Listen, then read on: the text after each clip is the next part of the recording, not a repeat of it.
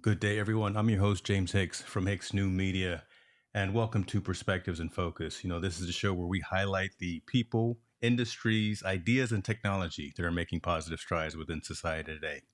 Today, my guest is Mr. Gustavo Razzetti. He's a CEO, he's an author, recently wrote a book called Remote Not Distant: Design a Company Culture That Will Help You Thrive in a Hybrid Workplace.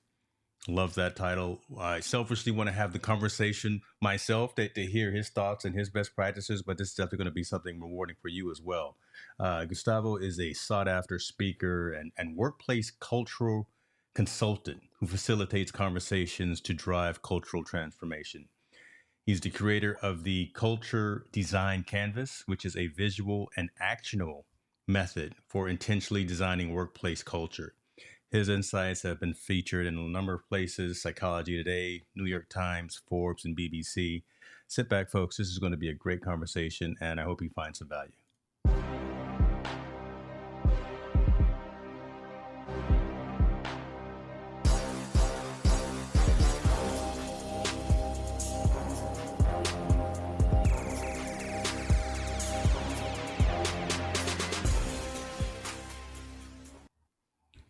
Mr. Razzetti, coming from the Windy City, which is not only windy, but we can talk about that too, right? Chicago. How are you doing today, sir? I'm doing great, James. How are you?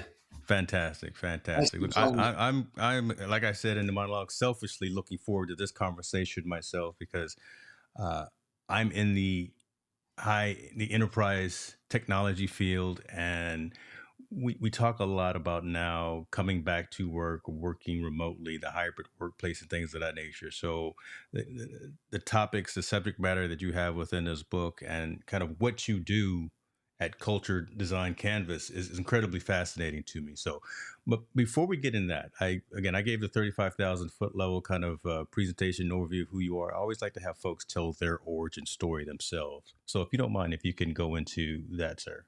Who is Gustavo Razzetti? you. Okay, where do I get started? I mean, from a personal standpoint, the thing that defines me the most is I like cooking. And when I say cooking, I mean, I've been cooking since I was 12 or even younger. And I like to cook cuisines from all over the world. So I don't have any particular preference. And I learned that and apply the same skill that give me a couple of ingredients and I'm going to improvise something. And I've been using that approach in my personal life, in my professional life. So I worked for over 20 years in marketing and communications. I was a leader myself, and at some point I realized, hey, I I need to focus on the culture side of business because companies don't lack ideas, they don't lack solutions. What they lack is a culture that's conducive that helps those ideas see the light of day. That's why I started my company 6 years ago, and here I am. Awesome. Now, I will admit, first when you first said that, I thought you said cocaine. So I was like, wait a minute. He's like, cooking, or like, so you don't know what kind of show you're going to come on here, right? You said cooking, and I Exactly. said, wait a minute. Gustavo said he likes cook. Wait a minute. You told me to be honest, and I And, can be. yeah, wrong kind of show, wrong kind of show. Mhm. Yeah. Man, I really like that, right? And speaking of culture, right? So I gave HP 20 years of my life. I gave Apple 10 years of my life, and those are two companies that really speak highly of driving culture, right? Speak highly of individual worth and things of that nature. Being able to be a quality corporate citizen and quality citizen amongst themselves as well. But let me ask you, why did you feel that company culture amongst individuals, amongst the employees and employers, was such a something that you needed to tackle yourself? For two reasons, going back to my story. First, when I was a regular employee making up the ranks in different organizations, I suffered from bad cultures. Mm. But then I also was guilty as charged. When I became the leader, I made some of the same mistakes that other leaders made, and say, "Well, what's going on?" And I think that we need to understand what's culture. Culture can basically get the best or the worst out of people. There's an exercise we do usually with teams in which we ask them revisit all the company cultures, all the places that you work throughout your career, and what type of culture help you do your best work, and which type of culture didn't. Mm-hmm. And I think that drives a lot of conversation because it helps turn culture into something more concrete. It's not just about having a set of values or purpose. It's more about the whole system, the rules in place, the norms, how decisions are made, how distributed is decision-making rights for people to have autonomy and move fast. And all those things influence how we work and where we thrive and where we suffer. Interesting. So, how are we doing now? How are we as a culture, as a society? I'll scale it down, and I won't try to boil the ocean, but I'll say U.S. economy. How are we doing now? And specifically, and I say now, since the pandemic, since after the world shut down, and we're trying to go back to the offices. We're trying to get back. We got pretty comfortable, and for some folks, I think even pretty productive working remotely. But that can be a pro and a con and kind of detrimental to an overall organization's culture. So again, let me ask again, how do you think we're doing now that the world is starting to come back into face-to-face conversations, things of that nature, in terms of cultivating culture for these hybrid type of workplaces? I think we're doing not so good, but not as Mm-hmm. bad as many media are trying to portray. I mean, when people talk about going back to the office, it feels that the pendulum is moving from one extreme to another. But the other day, for example, the New York Times published an article that shows that there's so much empty office space in New York that you could actually put 26 Empire State buildings there. So we're talking about 26 skyscrapers empty of office space. So people are not returning to the office as fast as some people like us to believe, for many reasons. First, teams, to your point, have demonstrated that they can work as productively, if not more, when they have flexibility. Mm. There are many Yeah. benefits for flexibility for women or people that are caregivers, for different minority groups or underserved groups that feel safer working from home, but also need that flexibility. We have companies like Spotify that or Allstate, an insurance company here from the Midwest, that their diversity goals kind of skyrocketed because of offering flexible work. So they have more women, like Spotify triple the amount of women in executive positions, and Allstate double the amount of minorities working at the company because they started offering that flexibility. So I Wow. think that it's not a one size fits all. I think the most important question when we talk about the return to the office, for me, it's more about integrating the office as one element of culture, and understand that if you want people back, they need to have a reason that justifies the commute, not only the cost of commuting, but also the emotional toll and the time to be in the office rather than work from anywhere else. Man, you get it. Right. That's it right there. Because think about it. There's so much time that's spent wasted on that commute piece, right? So again, I'm in Northern California, and either jumping on Amtrak or jumping on I-80 to get from work. Okay, see, this could be a whole counseling session for me, Yeah, I because know. I am I am much more productive of either starting the day earlier and having shorter gaps that I don't have to allocate for travel, that I don't have to allocate for traffic and things of that nature. But I ask and I wonder if that's a good thing, right? Are we now, even though we're hybrid and we can be slightly more productive, are we at a detriment to ourselves because we're limiting that gap that we have, right? In terms of, I can be available from 5 to 6 to 7 to 8 to 9 o'clock a.m. as opposed to 45 minutes to breathe and listen to the radio while I'm commuting. You know what I mean? Are we Yeah. over rotating now that we have this capability, now that we have this option of being more flexible and being more hybrid? I think it all depends on who you speak to, but I always want to look into actual facts and research to basically explain what's happening. And many studies are showing that people that are working either fully remote or in a hybrid arrangement, they're working close to 1 hour more per day. Mm. Okay. Mm-hmm. So they are more, from a company standpoint, hey, they're putting more time, they're being more productive. That's a different conversation if they're productive or not. However, on their hand, because they're saving commute time and other stuff, people are investing more personal time. So I think that we're in a, when well handled, we're getting the best of both worlds. People are spending more time in cooking, exercising, going for a walk, hobbies, whatever, but also they're working more. So it's a good win-win for both the Yeah. individual and the organization. And that's why I'm struggling to understand why some leaders are so upset they want people full time in the office. My point is, we shouldn't see working remotely and working from a physical same environment as opposites. We need to integrate them both, and we need to understand when does it make sense for people to get together and when do we need people to work remotely.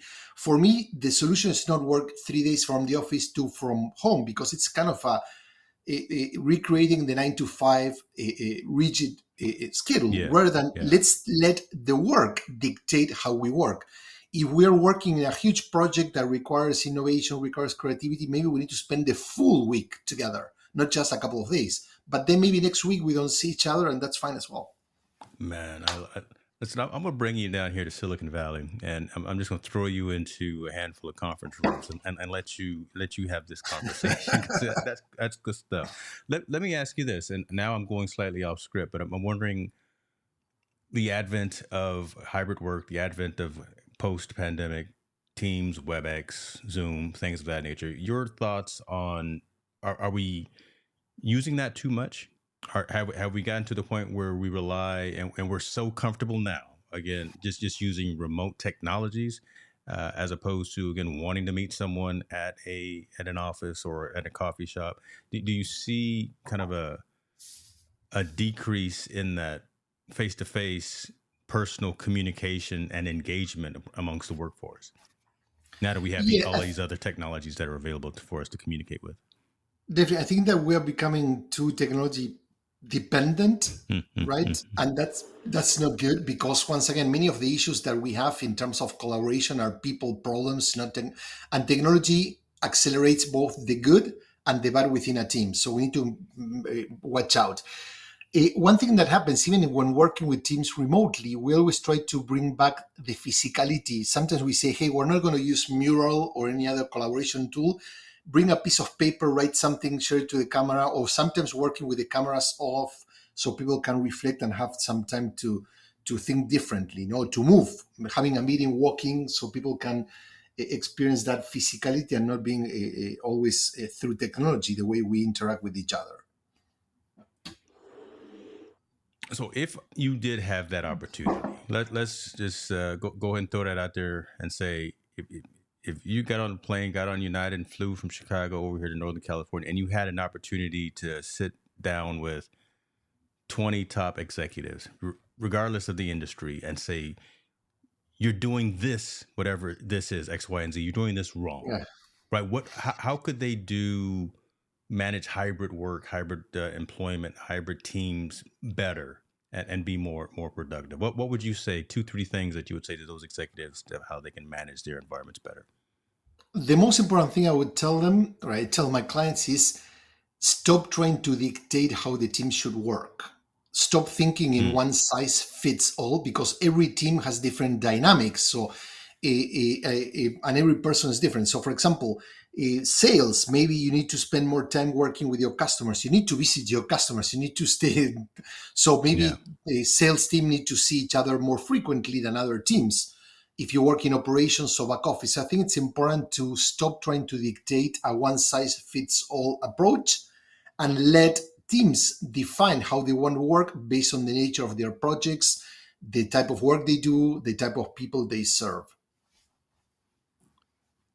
So it's a top down approach as opposed to again a lot of times we have these shadow organizations. We have the invisible dotted lines where Yeah. Gustavo, you're the team lead, or you're the most senior person. We're gonna follow and do what you do, as opposed to what the manager sitting in the corner office. Do you believe that the core unit of the tactical team, right, the actual folks Yeah. doing a lot of times the work, should they lead in terms of how that should be established? Just go in, not have a mutiny, but go in and have that conversation with leadership, or should leadership lead by example in terms of how that hybrid team could work most effectively? I think we need to, rather than a top down approach, we need Mm, to create one that's in or out. So let the teams decide. But also, for example, even within teams, we have let's say CTO or CMO, each leader are detecting how their teams work, but no one thinking in cross collaboration.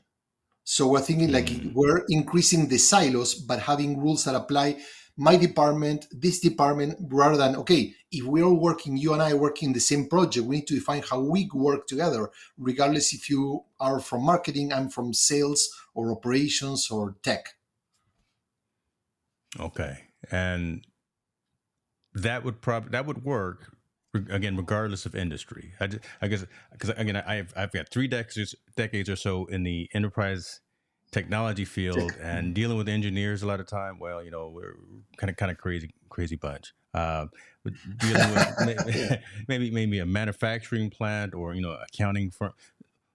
Do you see a different type of a conversation depending on the industry about building effective hybrid teams and hybrid workplaces? Definitely. The big question, first of all, it's like in many industries, many leaders thought, oh, we cannot adopt remote or flexible work. Hmm. People have find a way to do it.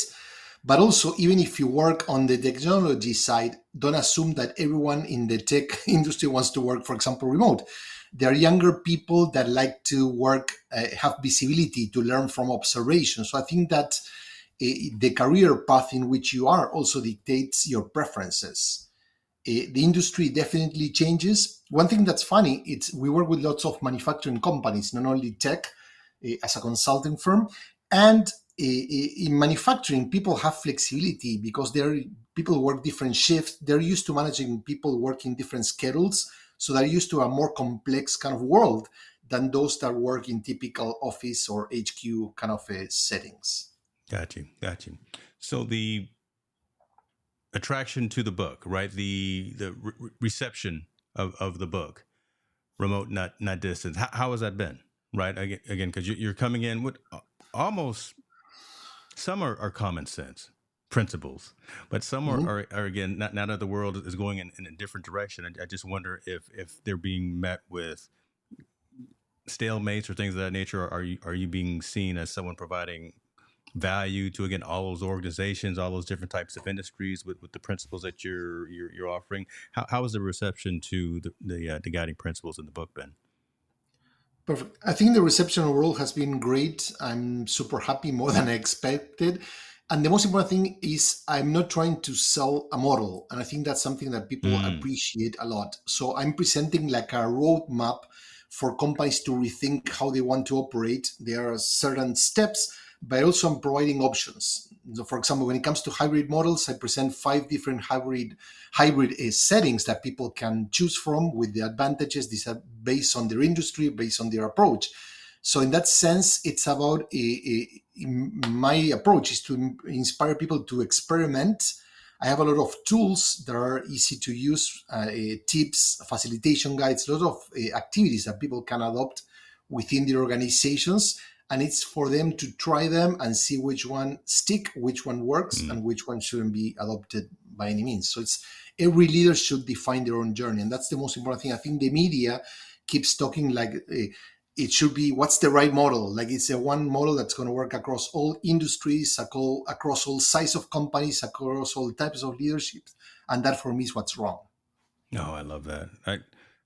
Just common sense, just right to the point. That's exactly what I was hoping to get from the slightly convoluted question that I asked. So and I'm not going to ask you to give all of those steps and all of those practices and all of those examples. We're going to save that for folks to go get the book. We're going to tell folks to go get the book, and I will leave a description to the book off of Amazon, so folks can go get that. Listen, you got the Kindle version. See, you need to do an audiobook.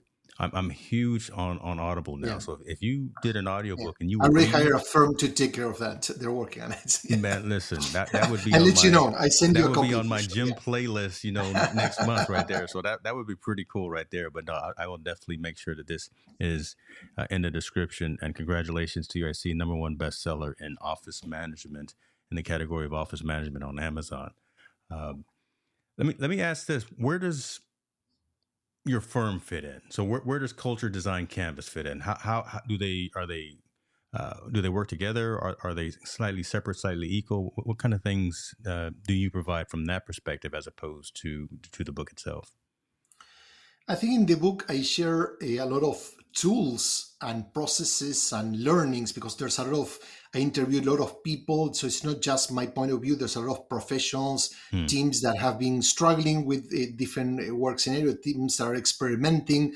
One thing that for me it's important that I showcase some companies that are not even the traditionals. It's not just tech companies that we all know, like you mentioned Apple. Of course, we talk about Apple, but for example, there's other organizations like Fannie Mae, a Hmm. government-based Yeah. company that feels boring, whatever, but they've been disrupting how they operate because of the pandemic. And I share their examples. Our firm basically uses some of the principles that I share in the book.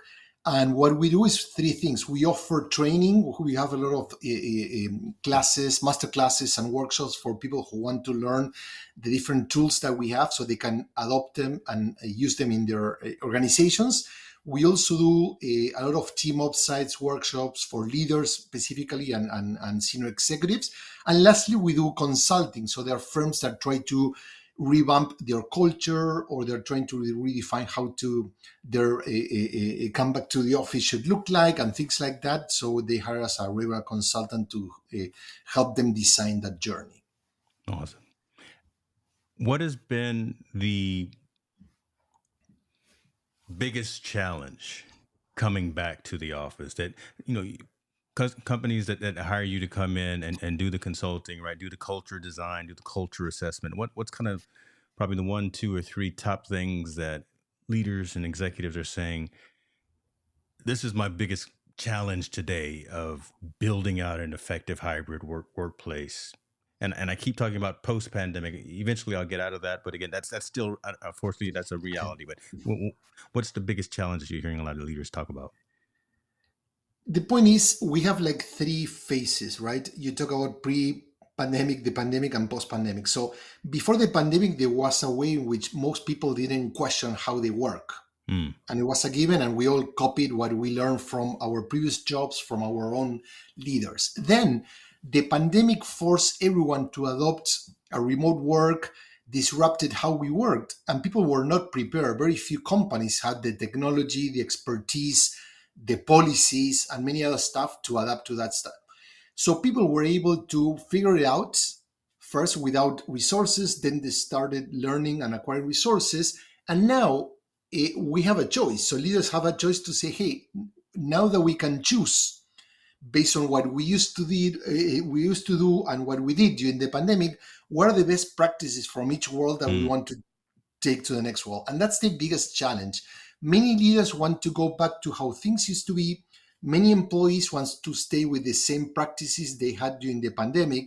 So we have a very big divide. We have leaders and employees feels that they have different things, and for me the issue is like we don't have the right conversation. We are not asking ourselves the right question, which is how can we do our best work? What are the conditions that are going to help our teams do the best work? So now it's more of a power struggle between leaders and people, and it's not getting nice or nicer by the minute. so you will always have something to do. Yeah, you will not be bored in this niche of consulting workshops and training that you've carved out for yourself. I love that. Uh, For sure.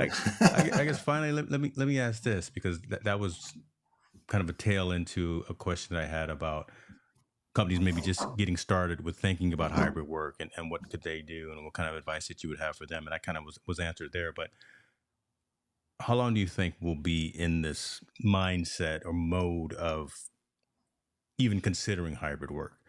Do you think will be having these conversations short, mid, and long term, 1, 3, 5 years down the road, or will we completely do a 180 and go back to all hybrid? Completely tell everyone if you want to work for this company, you're going to come in the office. You know, what are your thoughts if you had that crystal ball, that magic 8 ball about what we're doing from a hybrid workplace perspective?